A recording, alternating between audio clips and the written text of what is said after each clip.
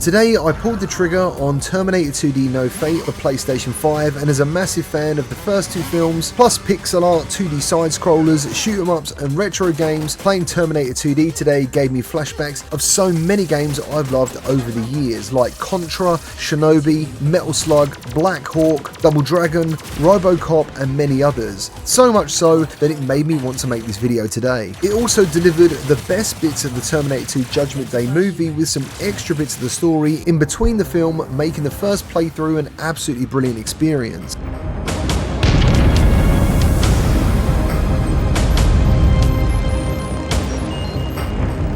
It's only 1 hour long unfortunately, but it definitely has replayability. When you start the game you have story mode or arcade mode to choose from, with the story mode only offering you 3 continues, but as you play you'll find some secrets on each of the levels, including some extra continues, and each continue is actually considered a life, but you do have a health bar with extra health packs scattered around the levels in between the checkpoints. There's 4 different difficulty settings, 2 alternate endings with some extra levels that you unlock by making different choices at certain cutscene moments in the story that aren't available until you actually complete the campaign. And I've also heard there's a cheat menu once you've completed it on the hardest setting, unlocking other modes like Boss Rush and Infinite Enemies. There's also power-ups for your weapons when you play as John Connor in the year 2029, which were the levels that made it really feel like Contra and Metal Slug. The animation movement of every character just feels very fluid, and overall you can't help but think this looks like a retro work of art. You mostly play as Sarah Connor, a little bit of John Connor in 1991, and again as adult John in the future war. And of course you get to be the T-800 once in the epic bar fight as a naked Arnold Schwarzenegger, which is purely a beat 'em up section, and then again in the motorbike scene being chased by the T-1000 driving the truck.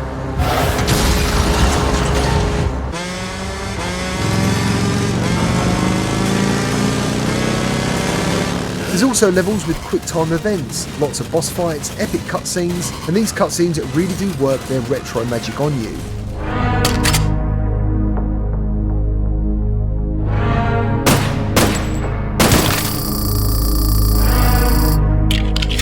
I never expected a game that released at the end of 2025 to really capture that 90s retro gaming nostalgia so well that while playing it actually triggers feelings you get when you play games you've loved from the past, the games that transport you back in time. So much so for me today, they actually felt like I was playing on my Amiga 1200 all over again. Retro games and emulations of those games are such a big passion for many gamers, not just because they were good games you want to replay, is because they capture moments in time from your past. And incredibly, playing this game gave me those feelings when a new game shouldn't really be able to do that.